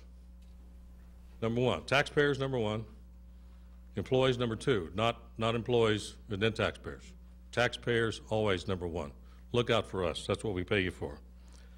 Anyway, I hope that I know what you have in the PIRC. I believe you need to put some regular old citizens on that thing, some old people like me with some common sense, instead of people that are working for the county or the city or the school district and this kind of thing. You need to make sure that there's none of those people on that thing. You need to make sure that these developers come to these kind of people and say, show me how this is going to benefit Lawrence, Kansas. How is this going to benefit downtown? Okay? Because we're old people and we understand that if you're going to spend our tax dollars, if we can see that it's going to return an a return on it, we think that's smart. That's good common sense. Okay? But don't do this. Don't give them $280,000. And my reason is not their reason. We spend a lot of money on the poor, the elderly, and I'm an elderly, so I understand. So the point is that my time is almost up. I will leave you alone. Do you have any questions for me? Thank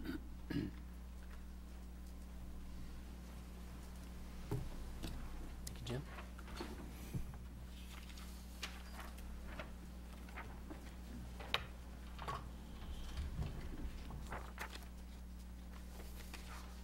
Stick it together. Thank you. Sorry about my slowness here. Sorry. Did I get you this last one right? I got 2. I only got. You got 2? That's third one, I'm sorry. Thank you. I didn't get the other first. I'll give them to you. Okay. Bear with me. I know you guys have some light reading to do, right? Never a shortage of material. Never a shortage of reading material. Thank you, sir. Thank you.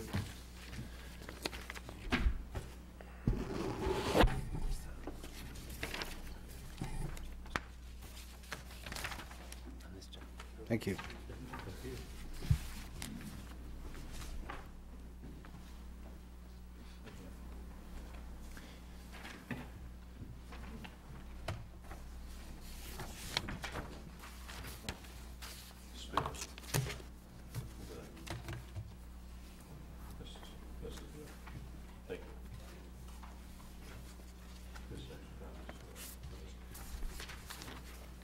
Hank Booth, interim CEO of the Lawrence Chamber of Commerce.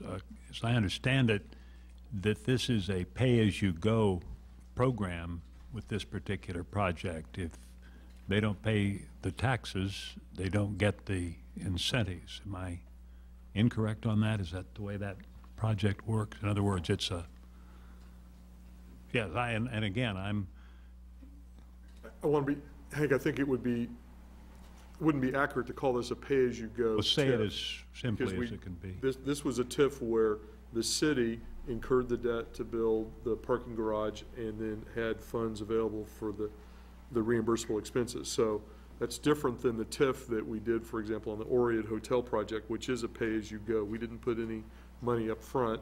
It's only the new money that comes in is being reimbursed to the developer. So that's the 900 block of New Hampshire TIF district. It was not a pay-as-you-go. In this essentially amendment to this project, it has a little bit of a pay-as-you-go aspect in the sense that we're now saying that in order for you to receive your 10th share of reimbursable expenses over the next 10 years, you have to pay your property taxes. So it has that aspect to it. But I'd be reluctant to mix those terms. I think it's going to be confusing. I did. If I haven't already confused it. I think I said that incorrectly, but you said it, that it's not going to be reimbursed unless their taxes are paid. That is correct. And I think it's important to note, though, as well, when we talked about that parking garage, and I remember as commissioners talked about it then, the aspect of the dream of being able to see our downtown with this type of increased parking and what it might be able to bring to the downtown and bring to the surrounding neighborhoods in terms of its potential for building the infrastructure and continuing to maintain the solid base of downtown Lawrence in retail and in housing and certainly in the tax base of our community. And so I simply put that into the mix as well, that it has paid off with a number of different improvements in the area and certainly public improvements that have been enjoyed by many people at the Arts Center and so forth. So I just wanted to bring that into the mix too. When we were thinking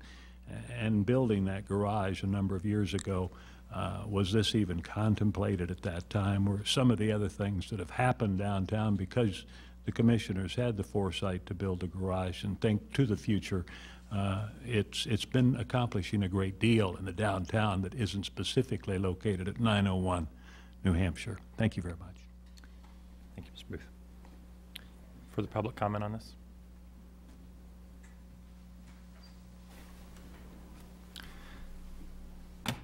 Back to the commission then.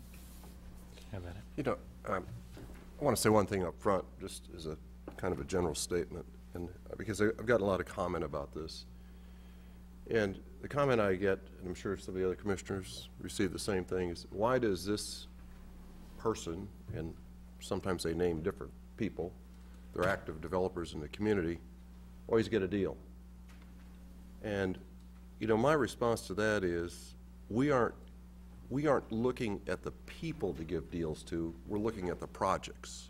It just so happens that there's two major families in this city, in the county, who've done quite a bit of development work. And so, therefore, if the policies of the county or the city line up in terms of some kind of incentive, their name's applied to it. But where would we be without people who are willing to take a risk and try to drive some of our economy in a slow time? So you can say, well, this person always gets this kind of deal. But on the other hand, the city's getting quite a nice deal too with a new 7-story building. So I mean, I want you to think about, or I want us to think about, I'm not going to lecture the public, that we are dealing with a project and not so much a person. And that project has turned out to be quite a nice looking project. So that's the one point I wanted to make to start out with, is that it's really project driven.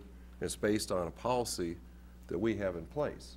I wasn't here when that TIF district was created. I believe that, I remember the interest and commentary at the time about the 2000 project, and everyone was very excited about it. It was quite a major undertaking in which we were going to see some real revitalization of downtown occur. So I'm of the opinion that, as City Manager Dave Corliss and Mike Dever had, is that that incentive was to help advance a project until it's completely complete. And so I believe that that's the right, that it is correct to use this mechanism, this TIF, at this time. I mean, I think that there was a relationship directly established in the year 2000 or thereabouts, which would be relevant today on this project.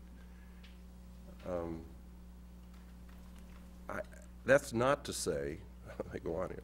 That's not to say that I'm forecasting my vote on another project across the street. I'm looking at one project tonight, and that's the 900 New Hampshire project. I think there's 901, I'm sorry, 901, the right side of the street. And I believe there's precedent there for the application of this TIF to this project. And I believe it's a project that stands on its own merits, and it's one that the City Commission had policy in effect to try and bring about.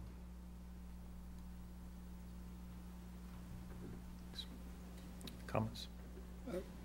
Just let me bounce in here a little bit, Bob.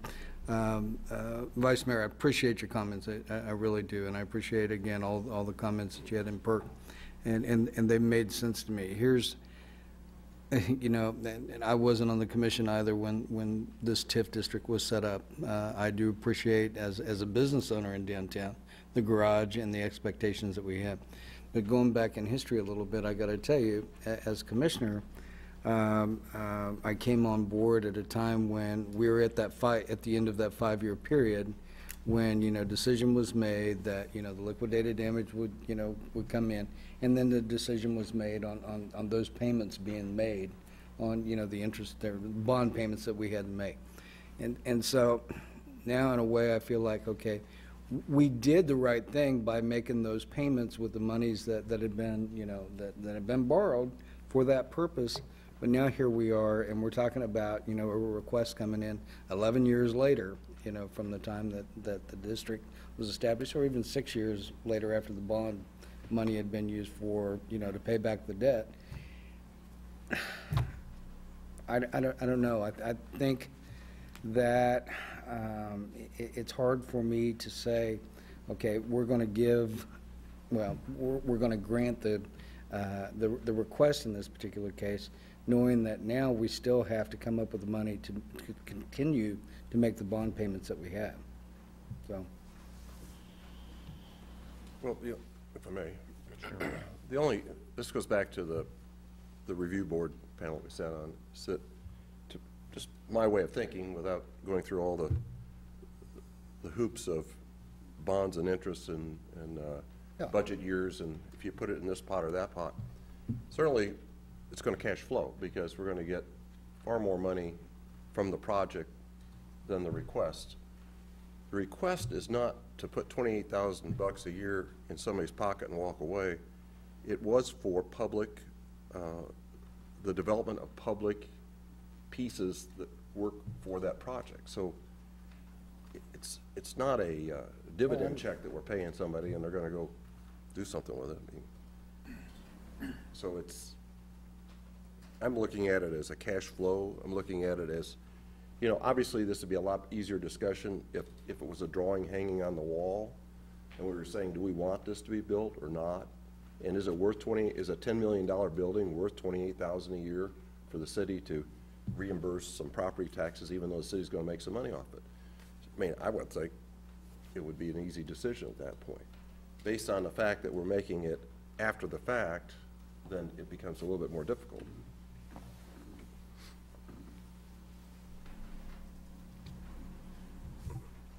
Yeah, I agree with that. I think that it kind of comes down to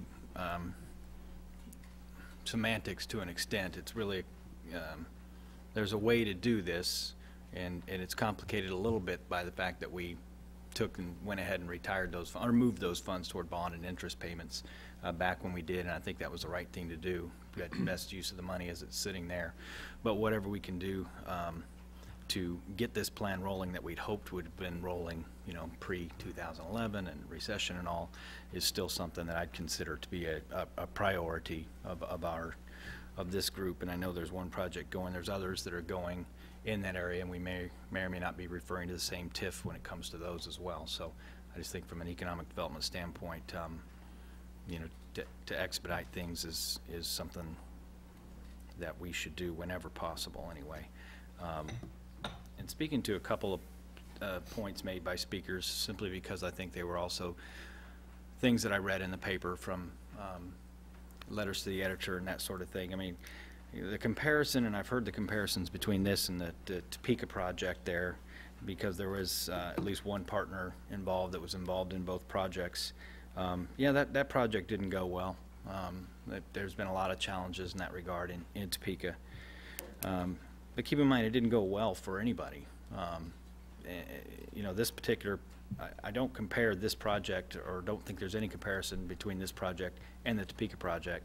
Developers have also had extremely successful projects, and like Vice Mayor Shum brought up, you know, we do have a lot of the same developers coming forward, but in a way, again, that's because they're first to bring an idea, and we need people to be bringing those ideas. The other comparison I heard is that, you know, we're cutting on social services and other things where the needy people have needs that are not being met, and we're giving it to rich people. Well, I think that's looking at it in a vacuum, because where do the funds, what makes this sustainable community is our economy. And the more we can take care of the social services in this town and the other many amenities that we have, are by having a thriving business community and people willing to invest. And when we analyze this project, for instance, our $280,000 that goes in is only going in because of the projections of getting that back and then getting it back many times over. So it's an actual commitment to the community, to helping us strengthen the community, to be more sustainable, and it will help in every way across the board. These are the same people that give, I think, a great deal more than people would imagine from a philanthropy, let alone the taxes generated here. So keep in mind that that, I don't know, I don't think we're looking on the side of choosing between social services and a project on any of these things. And as the Vice Mayor said as well, the name isn't really what's relevant. You know, in this case, we're looking at 1/3 of 1% of the project's costs, and these are things that are going toward public infrastructure improvements.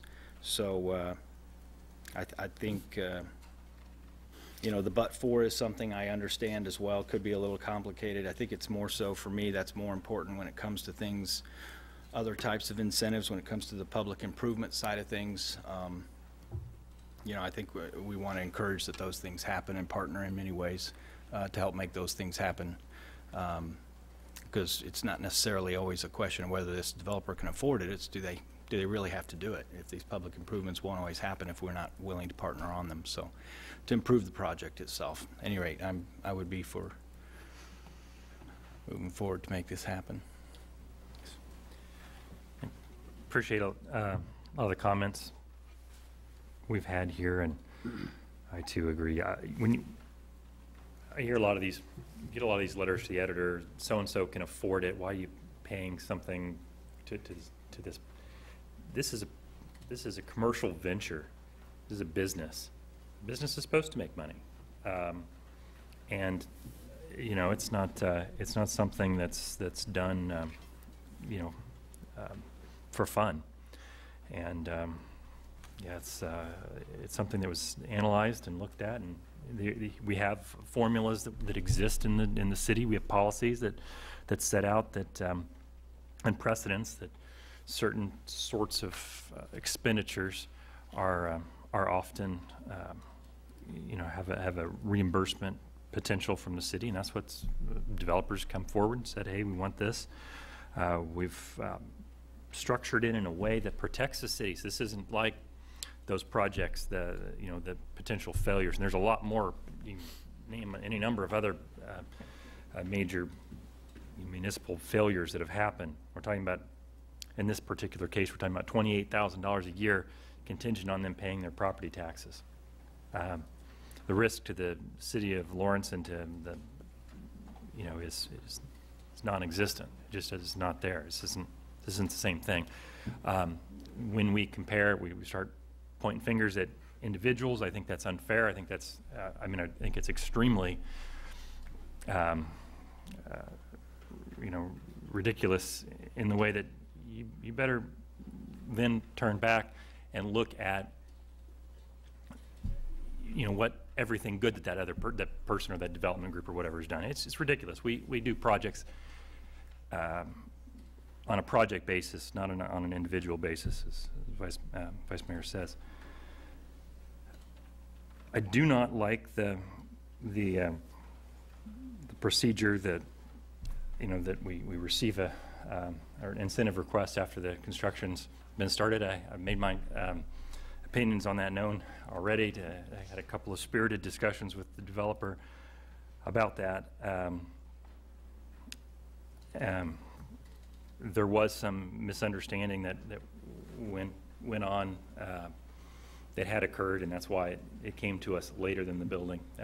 There was an understanding on their part that this was in place already, that there was an agreement had been reached, and that wasn't the case, and so that's why we're where we're at.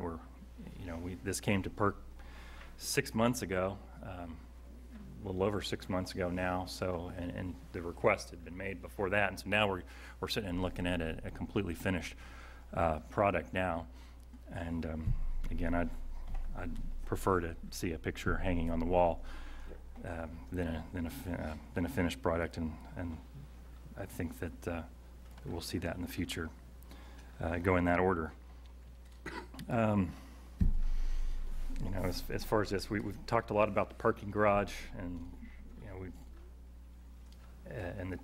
the money that was spent on the parking garage. This is not, this particular project, the 901 building is not, nobody thinks this is going to pay for the parking garage. The parking garage exists to serve the community. The parking garage will help this development. There's taxes that are paid by the development are going to help the city retire that debt, and that's a good thing. And it's the sort of project that the city needs to support all of our social infrastructure. We do more in the city to support the arts and to support social welfare than any other city in Kansas per capita, and we're proud of it. And it's just projects like this that make that possible, and that's difficult to understand, but it's the way it is. We need projects like this for the strength of downtown, I believe. I believe we've got a good project there, and just set the record straight, the gym is actually open now, and I'm working out there, so it's a great facility to have downtown too. It's good. So come down and join right away. But I'm for this. I was on record here and back in PERC, and I'm still in favor of moving forward this request because I believe it's a great project, and I believe that the risk to the city of Lawrence is just not existent, and therefore I'm ready to move forward with it. And a couple other points here, though. I am not for paying any interest on this money, and I'm not for giving any special parking privileges to the people who park in their garage. I think our parking we've got to be careful of on a downtown basis. We start cutting it up and giving this person or this entity special deals, and you're going to have hands out all over downtown because they want 5 spaces in front of their store, behind their store, and you're going to have a hodgepodge of parking restrictions that are going to make it very difficult. The parking's there. The parking garage was built to incent development. It certainly has done that. It's there for the public, and there's right now plenty of spaces. If we just issue the hunting pass, then those people have to pick up a space just at random, just like anybody else that wants to park there. So I think that's where I'm at on on both those other sub-issues. Yeah, I'm glad you brought those up. On the parking, I feel the same way. I also feel like on parking, you know, we haven't raised our rates, I know, in quite some time, but the more development that happens, then obviously, you know, supply demand is going to change, and hopefully people will be using garages more and more to where you're actually, there may come a time you have trouble finding a place in a garage. Well, that'll be a great problem to have. But at any rate, I don't know that we can even or need to really commit to long-term fixed rates for parking, simply because I think if people are buying downtown and they need to get a parking pass, you understand that that's part of it, and you know that may change down the road. I don't know that it's going to prevent anyone from leasing an apartment if they were not sure what our rates would be 2 or 3 years from now. And I saw that as a request in there. I don't know if that was something we were to consider, but yeah, I think you just buy the passes, and we don't need to reserve space per se. Those are how did you term it, Dave? Hunting passes? Hunting for a space? Yeah. That's just a term that has evolved. It's not a guarantee that there will be a space. Right. All it means is that you've got a pass that allows you to park in that type of parking designation, and that's how we call it a hunting pass. You hunt for a space to park, as opposed to either. It's not a guarantee that there will be a space. It's certainly not a reserved space. Okay. Yeah, and then as far as interest, I think my only consideration was perhaps if there was a way to pay it sooner than doing it over 10 years. I think having now understanding exactly why it's come to that and where, you know, I didn't have a full understanding of, we couldn't just earmark it. I understand that everything goes in its particular box, and if anything, maybe that's one of the downsides of it being approved after the fact, is that it's not as swift a payment, but I think I'm okay with that, how it's set up as is too. Question. Dave, I know you love these detail-oriented ones, but I've read through all the materials, and it varies based on what Roger said and some other things that I've read.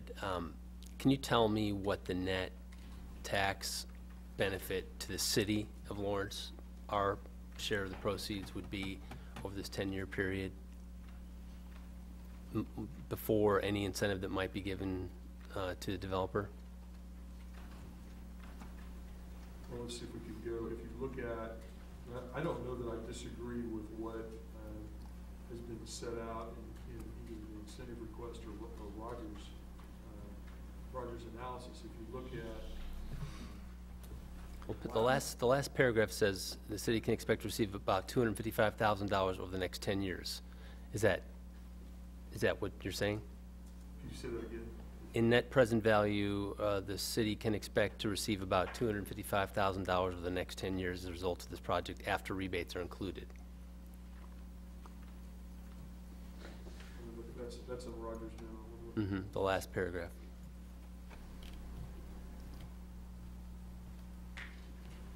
Where's the link?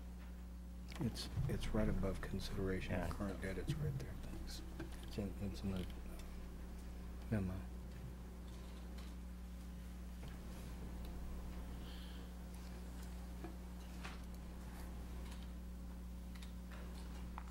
City Commissioners, Britt Kano, City of Lawrence. I believe Roger, on his model and his results page, he outlines exactly what the cash flow it will be over the 10-year period for each jurisdiction, and he does have it in discounted dollars. And I would like to confirm that according to his analysis, the City of Lawrence would receive $255,000, almost $256,000 in discounted revenues. But that's net. Is that correct? That's after the. That's after the incentives. Yeah. Is that? So $255,000 total over the next 10 years, if you subtract out the incentives that the property owner is asking for. That is correct. And does that also net out the amount of money that goes toward the bond payments? No. I don't believe he took that into consideration in his analysis. If I could, I think he says the assumed analysis increment would be reimbursed to the developer in year 1 and remaining year 2. And so it would be present value of that money. So we're paying it over 10 years, so we'd come out further ahead than, we get a better deal. than his analysis. Right. Then after we monetize the debt a little bit more, it's Yeah. going to get better. Right. Okay, so you were saying that in this TIF district that 80% of the tax increment goes to the city? It's approximately that, yes. So the increment between what the property value was and what the current value is based on the improvements? Correct. Until the time that the debt is paid off, which is roughly 9 years. So how does that add up to that number? I'm a little confused. So you're saying 200 and some $1,000 in tax revenue, incremental I think that number is just the portion that we're paying, just that 280,000, correct? That he's Well, referring to I here. think what Roger is showing in his analysis is, and Britt needs to confirm this, is that that's net after we've paid $280,000 worth of payments to the developer over the period that's in the memo, that we will still come out ahead $255,000. That's what Roger's memo is indicating. Did it answer your question about the debt payment?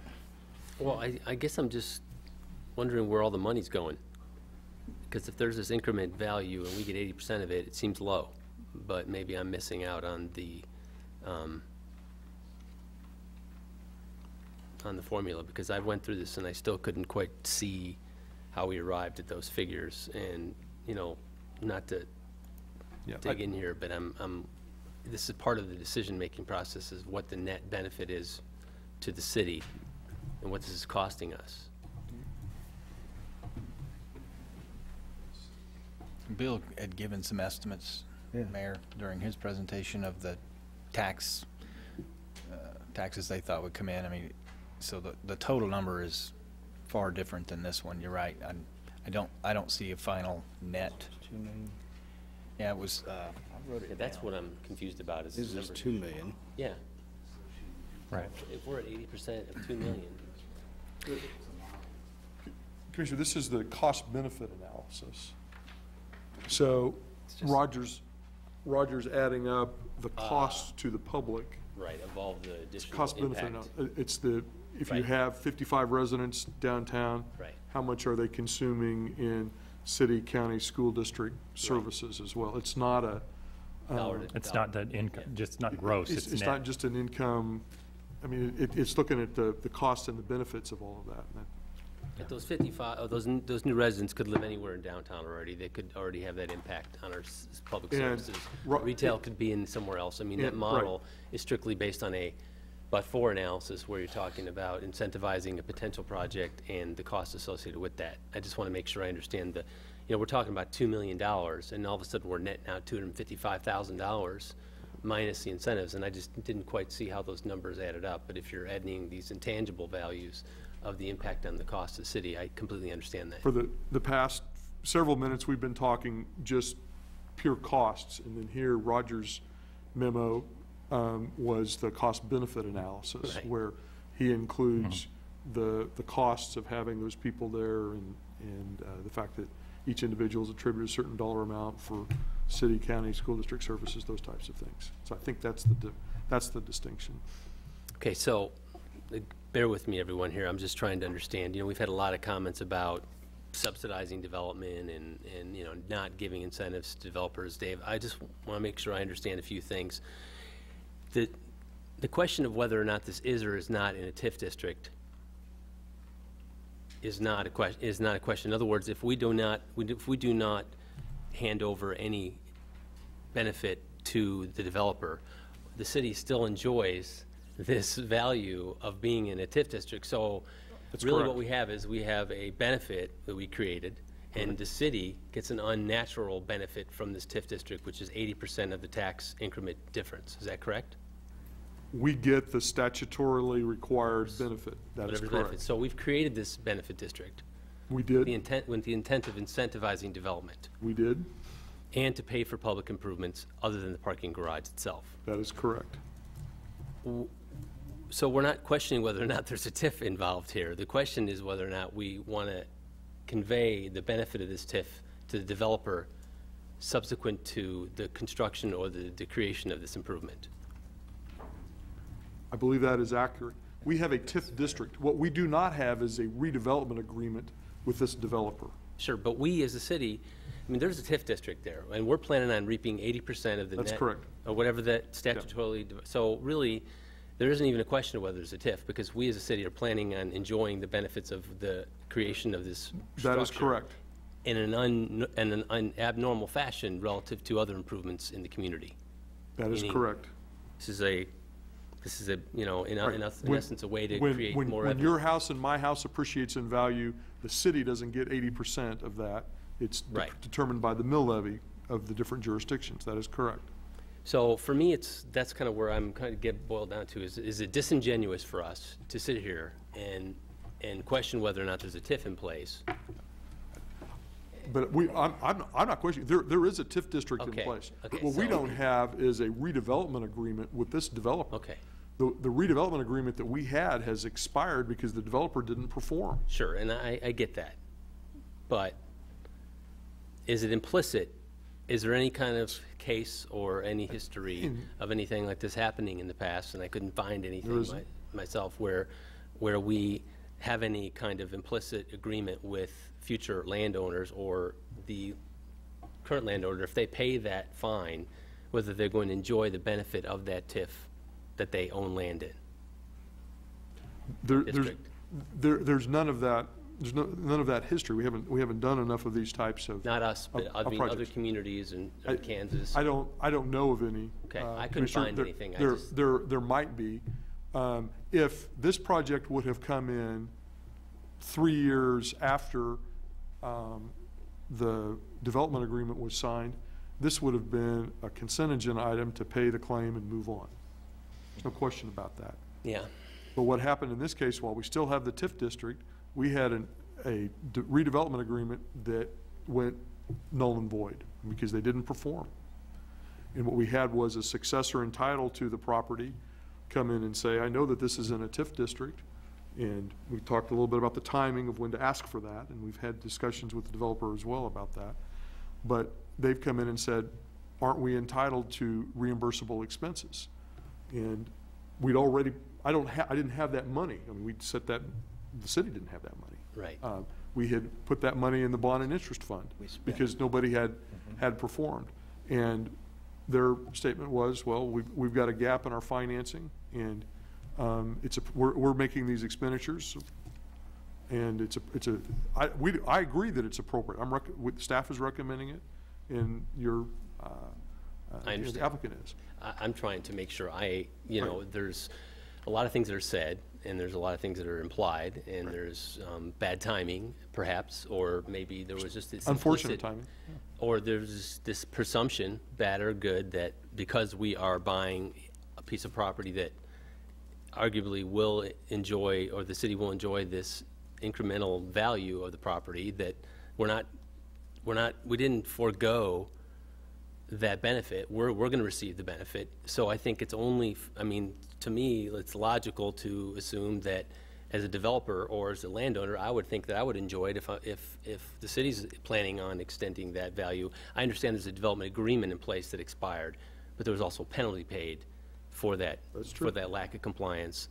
And I guess what I don't know what happened is what happened between 2005 or 6 when the payment was made, and what happened when the property was sold and developed. That's the gray area for me, and what was conveyed to the potential landowner, what they might enjoy building in this spot. So for me, I'm just trying to understand, I guess if we're not arguing that this is a TIF, or that this isn't a new TIF, it's in existence, we're planning on enjoying the benefits of it and receiving several $1 million of incremental value that we would not normally get. And I guess my question is, were there conversations, where the same benefit would be provided to the potential developer for the use of, for the development of public improvements. And, you know, you're telling me nothing's really, nothing was talked about.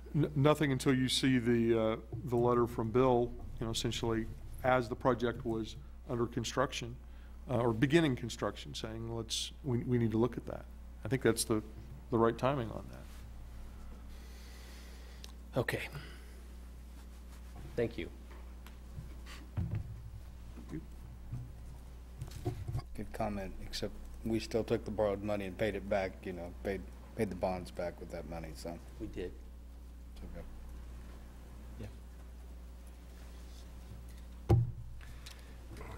All right.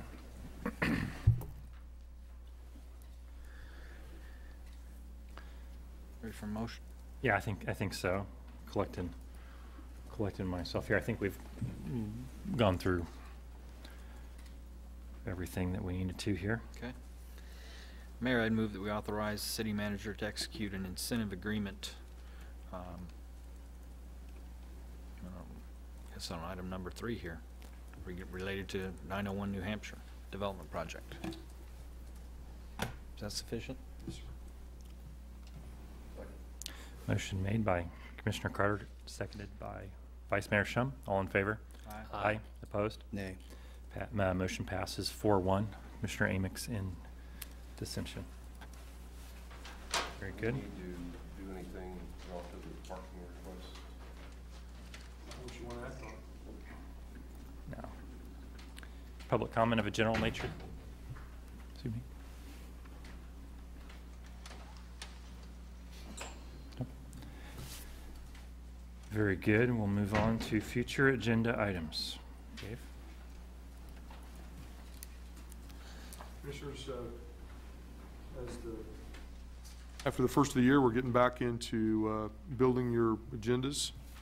And next week, we're going to have the Planning Commission's recommendation on the occupancy limit in residential districts issue. You've got that there. The text amendment, we're also then going to have the city code changes that didn't go to the Planning Commission as well on your regular agenda next week. We've also been in discussions with CWC, Community Wireless Communications, and I believe that they are satisfied with the proposed agreement, and staff is as well. So you've got that on your agenda next week, and we'll be talking with you about just a few other items, but it looks like here later in the month we'll have the artificial turf text amendment issue coming back. I think Scott is finalizing the memorandum about the Inverness Park sector plan, district plan that you all initiated. We'll have that back on a regular agenda later in the month. Looks like the boarding house issue is coming back from the report from the Planning Commission. I think Scott had already mentioned that we're finalizing the complete streets policy. We're implementing that as a city organization as well. When we talked about the street maintenance program that you all approved, we looked at those values, but we think it's appropriate to have a policy as well, so that hopefully will get finalized this month as well. And I think you see Jonathan's coordinating a request for 15-minute parking in the 1100 block of Mass. That's on the non-courthouse side of the street, and we've got that scheduled for the 17th. And we'll be also going to be mailing out notices to the property owners along 11th Street so that they'll know the Tuesday that you'll consider changing a portion of 11th Street to Fambro Drive that you all talked about. So it's going to have a eventful January. Good enough. Questions on the future agenda? Are there commission items? No. Calendar, then? Sorry? Well, this is commission calendar item. No, have at it. There's interest within the public about a visitation to Eniades, Greece, one of our Lawrence sister cities. This next summer, KU group will go there and perform a play, and towards the end of July, there's a request for a delegation to go. And I sent everyone an email before we got here tonight. Unfortunately, I left the time off, I guess. I just got a text that said, nice invitation, no time. No, it's 4 p.m. at my house on Sunday evening, Sunday afternoon, who's ever wanting to gain more information about it. If we have, I don't know what we do if we have 3 city commissioners that want to show up. Guess we have Chad come too. So He's all for that. waste your Sunday afternoon. But anyway, right now. Or go to Enades. That's what I was thinking. Yeah. I was thinking not just to your house, but he's going to go to Greece. Yeah, well. I'm sure they'll let you go. So anyway, that's what I have there. Great. Sounds like a lot of fun, actually. Good. Calendar-wise? Commissioners, the only thing I'd point out, hopefully you've been in communication with Bobby about your attendance at the chamber-sponsored legislative priority breakfast next Monday morning. Time. 7:30. Ms. Sally's. It's on the calendar. I'm not sure. I'll remind her tomorrow to contact all commissioners. You can go ahead Have and her- tell her, you can tell her I'll go. Okay. Yeah, I'm going. Okay, there you go. I'll go. Just I'll go. There we go, all 5. wow. Chad, you I'll go? go. You sold 5 tickets. Yeah, we've got a copy of the made changes on the bioscience. Yeah. You're supposed to say, what are they gonna have for breakfast? And then you make up your mind whether What are they serving? All 5 commissioners will be in attendance, that's correct. steak and eggs? Oh, okay, I'll go. That's all I had. It's quite a distance for me to travel from my office, but I'll try to make the trek over. Can we park at your place? Yeah. Can ask Rob. Parking his lot there. Very good. Is there anything else on calendar? If not, I'd consider a motion to adjourn. Even though this meeting was substantially longer than the last one, yeah. which you weren't the chair, I move that we adjourn at this time. I failed. Second. Motion made and seconded. All in favor? Aye. Opposed? Passes 5-0. We are adjourned. Thank you. I'm surprised you didn't bring that up. Oh, yeah. That's our. Reading them.